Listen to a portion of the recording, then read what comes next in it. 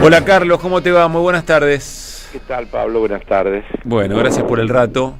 Estoy intrigado en saber, porque hablar de la historia de Bergoglio hacia Francisco, del papado de Francisco, tiene muchas aristas posibles, muchas.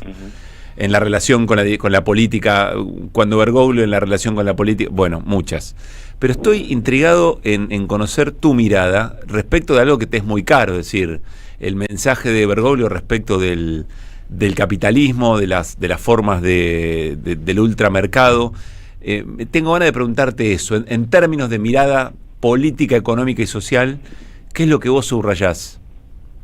Y a ver, yo te diría, fue un líder cristiano que excedió al cristianismo y logró transformarse en una referencia global de la lucha por la justicia social, por una economía solidaria, por un mundo sin guerra.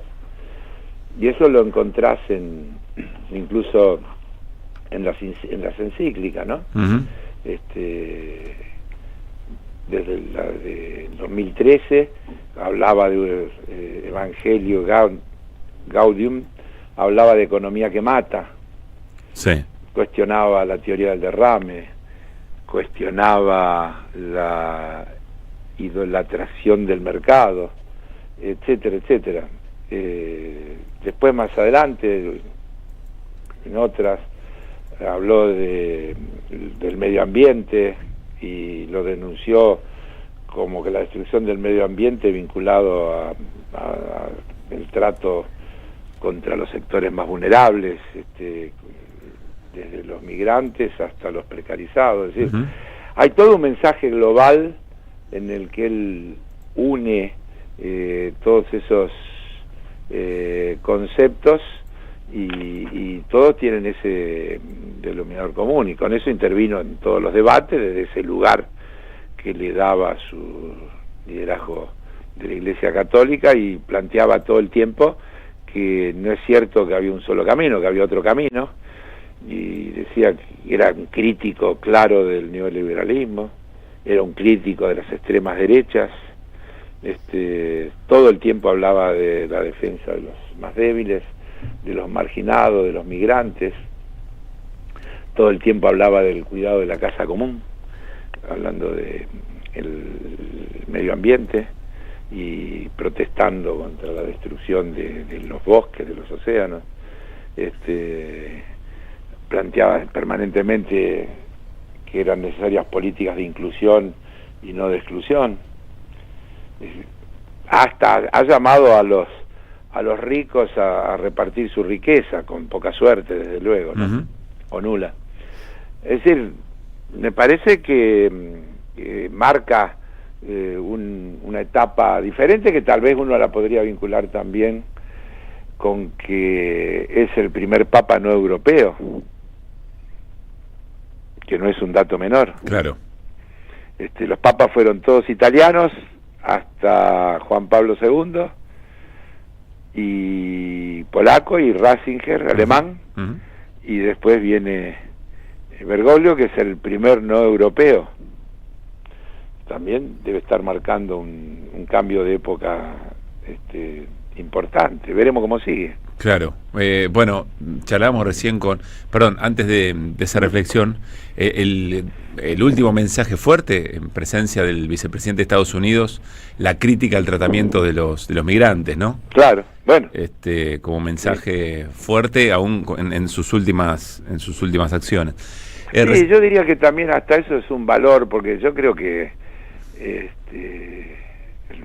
Bergoglio, el Papa Francisco, como lo querramos llamar, sabía que se estaba muriendo, pero se quiso morir así, como estando hasta el último momento haciendo lo que hizo toda la vida, ¿no? Sí. Porque seguramente cuando trasciendan las cosas le habrán aconsejado que se cuide, le habrán aconsejado que no vaya a donde fue, decían que necesitaba varios meses de reposo, qué sé yo, y creo que su compromiso con sus convicciones lo llevó a seguir hasta último momento haciendo cosas con todas las limitaciones que tenía, en la silla de ruedas, en el papamóvil, etcétera, pero no perdiendo el contacto con la gente y no perdiendo cada oportunidad para dejar su mensaje, ¿no? Uh-huh. Recién charlamos en la mesa, Carlos, de cómo saber el impacto que tiene un papado con las características en materia de mirada social y económica como la que describís, y es muy difícil. Es muy difícil. Es realmente complejo. Sí, se nos ocurría quizá, bueno, qué hubiera sido si el papado acompañaba el surgir de estas extremas derechas, o si hubiera seguido una línea más a lo Ratzinger, digamos. Es muy imposible saber. Quizá lo que si veamos a continuación, en este cómo sigue, que recién decías, nos podamos dar cuenta con el tiempo que ha significado, cuánto ha influido, qué influencia ha tenido en todas estas cosas que denunciaba, sobre todo. Influencia ha tenido sin duda. Uno siempre puede pensar si alcanza o no alcanza, sí. y seguramente siempre puede pensar que hace falta más. Uh-huh. Esperemos que haya hecho un buen trabajo para asegurar una continuidad. A mí se me ocurre, y lo vamos a charlar dentro de un rato con Washington Uranga, a mí se me ocurre que además de la palabra pública y el impacto de la palabra pública, que muchos y muchas pueden utilizar como respaldo para una acción u otra, se me ocurre que, o la pregunta que me hago a esta altura es si logró una transformación, por ejemplo, en las diócesis en la Argentina, en los obispados, en el contacto cara a cara con los barrios y los sectores populares, si ahí logró alguna diferencia. Me parece que eso sí. Seguramente que sí, puede marcar pero algo, ¿no? Seguramente también imposible de medir así, claro, total, linealmente, ¿no? Totalmente. Pero bueno, todo eso, qué sé yo me quedo con el Papa ese que le dijo a los jóvenes en Río de Janeiro, hagan lío. Sí, recién que compartimos. Hablaba del buen lío, era el lío de quejarse contra, justamente contra la injusticia, contra la discriminación, de quejarse contra la desigualdad, contra la persecución a los sectores más débiles. Todo el tiempo estaba llamando a eso, ¿no?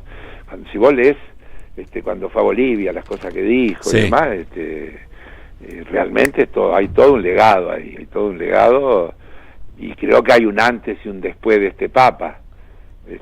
Creo que eso indudablemente es así. Para cerrar el tema y de las últimas manifestaciones de Francisco respecto de cosas que han ocurrido acá en la Argentina, no sé si fue con Bernarda Llorente o con quién fue esta charla, pero habló de una de las represiones a jubilados y jubiladas, y decía esto, Francisco.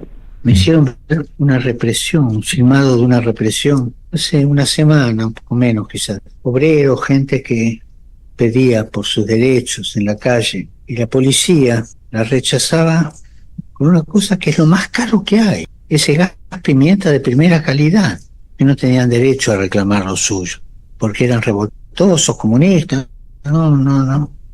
Y el gobierno se puso firme, en vez de pagar justicia social, pagó el gas pimienta, le convenía. Ténganlo en cuenta eso, cuando dicen que... Casi te diría que sintetiza todo, sí, porque permanentemente hay distintas notas. Incluso yo vi el otro día, estaba viendo hoy, la nota con el gato silvestre, donde cuando él le dice cuál es la herramienta más importante, la justicia social, dice. Sí. Entonces, entre el concepto de que la justicia social es un robo, un delito, y el que una aberración, la justicia social, una aberración, sí, y el que pone a la justicia social como la herramienta fundamental para transformar la sociedad, creo que tenés definido el panorama. Tal cual. No hay, casi que no habría mucho más que decir, ¿no? Creo que no habría más que decir más nada. Bueno, Carlos, gracias por reflexionar con nosotros sobre un acontecimiento que por supuesto gana la agenda mundial. No queremos dejar de preguntarte, si te parece bien, algunas cosas que están pasando en materia económica, y tiene que ver, bueno, con el dólar, creo que 1110, si no me equivoco. Sí, 1110. 1110. ¿En qué fase estamos? ¿Qué significa esto? Bueno, significa que efectivamente el gobierno recibe los dólares que recibió, fortalece su posición de reservas, enfría la movida especulativa de que había que salir del carry trade y tomar ganancias, sí, y tiene todo el escenario desde el JP Morgan para abajo invitando a hacer carry trade. Es decir, diciendo vende los dólares, que la tasa de interés te va a hacer ganar una diferencia. Yo voy a decirlo otra vez, nadie habla de quién paga eso. Parece que fuera magia, que se puede vender los dólares y hacer plazo fijo, comprar bono, título, lo que sea, y ganar guita que nadie pierde. Como si fuera una avivada de algunos, pero que es neutral, que a nadie afecta. Es neutral, claro, no, nadie pierde. Sí. Y no es verdad, voy a volver a insistir por millonésima, enésima, que yo ves, no hay generación de riqueza financiera en sí mismo. La riqueza financiera siempre le transfiere de unos a otros. El gobierno dice, no, es porque ajustamos y lo paga el gasto público. Es mentira. No es cierto eso. No es cierto que cuando no hay inversión en obra pública, lo que se achica es el Estado. Las empresas que hacen obra pública son empresas privadas que tienen trabajadores, que despiden a esos trabajadores, que dejan de consumir y así de corrido. Si abren la importación de productos que entran aprovechando este juego cambiario, están beneficiando a algunos que se benefician con eso, pero van a dejar un tendal de gente sin laburo. La cola de los que van a Chile a comprar reemplazan cosas que no compran en la Argentina. Entonces nada es gratis. Algunas cosas hay que esperar el tiempo, lamentablemente, porque no es para, yo no quiero, ojalá yo esté equivocado y yo no puedo decir, ¿te acordás cuando te lo dije? Sí. Pero ya pasó tantas veces, es una historia tan repetida, se parece tanto a otras historias, que creo que no hay posibilidad de equivocación. El gobierno vuelve a retener el beneficio de la entrada de fondos frescos, que tranquiliza la corrida. Es decir, la semana pasada todo el mundo estaba suponiendo que explotaba todo, salió el acuerdo, vino la guita, nadie cree que antes sacan una resolución diciendo por 180 días le garantizamos que puede hacer lo que quiera y no hay ninguna limitación, ninguna restricción. ¿Sabés qué pasa dentro de 180 días? Votamos. El ministro Franco va al Parlamento y le dice a la gente, le dice tranquilamente ahí, lo ven todos, las leyes más importantes las vamos a tratar a partir de noviembre. Y dice que a partir de noviembre vamos a discutir la reforma al sistema previsional, la reforma al sistema laboral, la ley de asociaciones profesionales. La verdad que por lo menos son sinceros, nos están avisando que si les va bien en las elecciones, vienen por todo. Ahora, habría que reaccionar frente a eso, con el antídoto que es el de la misma vacuna que ellos están planteando. ¿Qué frase metiste, Carlos? Si les va bien en las elecciones, vienen por todo. Y sí, pero no lo digo yo, lo dicen ellos. Claro. Volvé a mirar o a escuchar o a leer la intervención de Franco. Franco dice, todas las reformas de fondo que estamos planteando son a partir de noviembre. Y las vamos a hacer con las cosas que nos comprometimos con el fondo son a partir de noviembre y el año que viene. Y dice algo más. El fondo no le exige nada ahora. Dice algo más, dice, la vamos a hacer nosotros y el PRO. Así es, junto con el PRO, con el que no tenemos diferencias ideológicas, ni programáticas. Entonces, ahora, eso uno lo puede ver, entender, o hacerse el distraído y seguir discutiendo otras cosas. Yo creo que lo que más difícil resulta de ver en este momento es lo primero que dijiste. ¿Quién paga la bicicleta financiera? Claro, parece un mundo fantástico, es lindísimo ese mundo. Es decir, no hay un vínculo claro a simple vista o de fácil acceso entre lo que se llevan en la diferencia que salen del dólar y vuelven a entrar al dólar y cómo eso se traduce en ajuste. Pero lo otro sería magia, ¿no? Sí, También claro. Te voy a decir que está naturalizado que incluso en la bolsa de Nueva York, un día las acciones suben 6%, al día siguiente bajan 6%. En el medio hay gente que pierde fortuna y otro que ganan fortuna. Pero claro, es como ir al casino, como el presidente decía cuando explicaba lo de Libra. Él también puso una más dramática que decía que es como la ruleta rusa también, ¿no? Sí, no ahorra en dramatismos el presidente. No, pero para no irnos del tema, porque es muy tentador. Esta idea de que todo el mundo gana guita con la finanza, no tiene gollete. Incluso desde lo más elemental, el que toma un crédito, conceptualmente, lo que está haciendo es un anticipo de su capacidad de ahorro. Uh-huh. Pero lo toma sobre la base de otro que ahorró, que va a recibir un interés, y ese interés más el costo de la administración y la ganancia de lo que administra, va a pagar el otro. Ahora, ese otro, a alguien se lo tiene que trasladar, porque si no es magia. Es decir, tenés de un lado un señor que gana y del otro lado no pierde nadie. Sí, claro. Te voy a decir algo, claro, no sé si sos muy ávido al escroleo del celular y sobre todo en Instagram, pero Gaby y Luispa seguro dan fe de lo que digo. Es impresionante, y sobre todo en las nuevas generaciones, las publicidades que hay permanentemente de cómo hacer guita financieramente. Casi que hay carreras de esto. Claro, o hay gurúes, hay tipos que dicen, déjame ser tu gurú o tu coach o lo que fuera, y yo te voy a enseñar cómo se hace guita, sacando de acá, poniendo allá. Es impresionante, ahora, Carlos. ¿Vos te das cuenta? Claro que eso desafía, es como todas las cosas, como todos los fondos eso que se hacen, sí.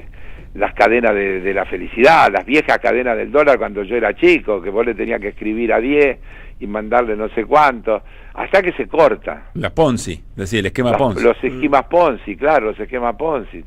Siempre alguno en el medio gana. Claro. Pero finalmente alguno pierde. Porque no puede funcionar eso. No, bueno, pero si el Estado es el que promueve la bicicleta, perdemos todo. Sí, estamos en problemas, y claro. Pero yo vuelvo a insistir en mi idea, que no es nueva, pero la seguiremos diciendo hasta el cansancio. Riqueza se genera agregando valor, ya sea valor intelectual, y la investigación, la ciencia y la tecnología, la cultura, agregan valor, o material, cuando agarrás una madera y haces un mueble, o metes una semilla y sale una planta. Uh-huh. Pero en el medio hay trabajo, agregación de valor. Pero vuelvo a mi relato casi infantil. Poniendo plata bajo la almohada, a la mañana siguiente no hay más plata. Y si vos la ponés en una caja de seguridad, no aumenta, que la guita es la misma. Entonces, cuando hay un sistema que te hace aumentar lo que vos tenés, en el otro lado alguien la está pagando. Y puede ser que la cadena no sea de 2, sea más larga. Claro. Pero en el final de la cadena, ¿sabés dónde termina? En que hay 24 tipos 1000 millonarios del mundo que son más 1000 millonarios que antes.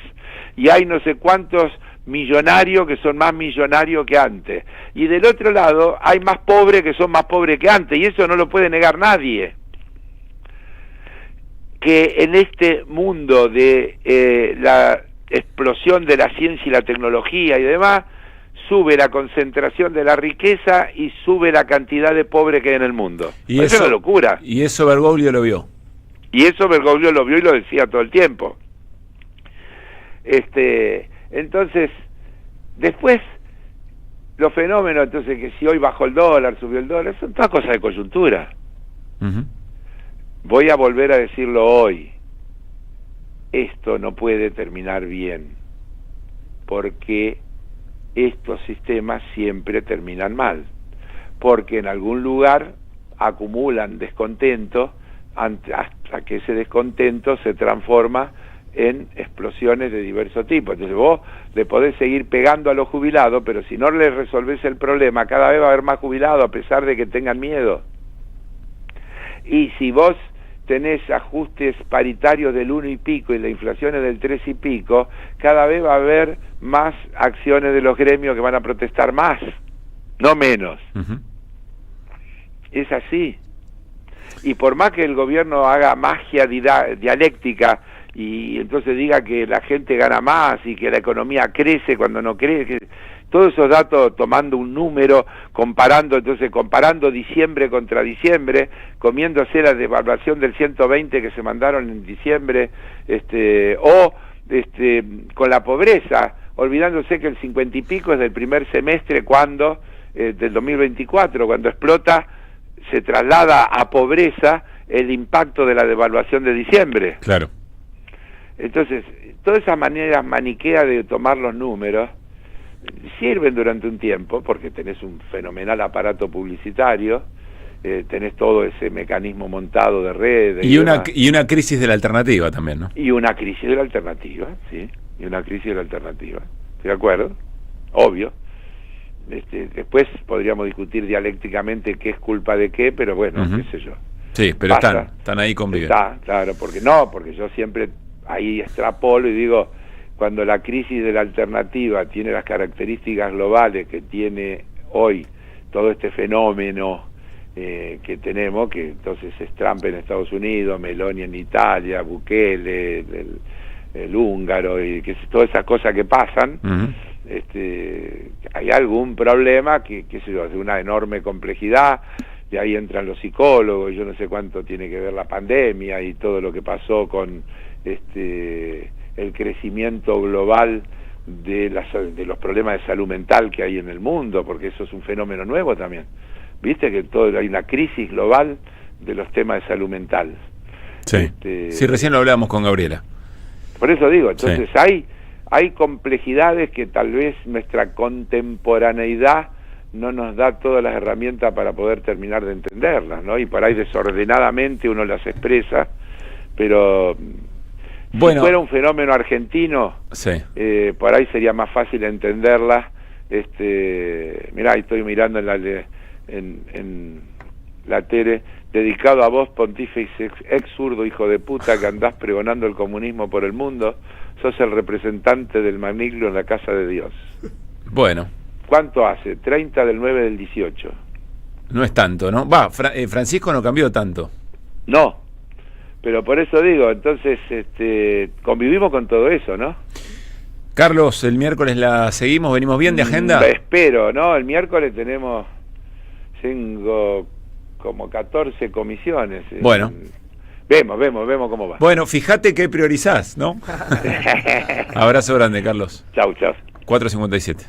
Que vuelvan las ideas.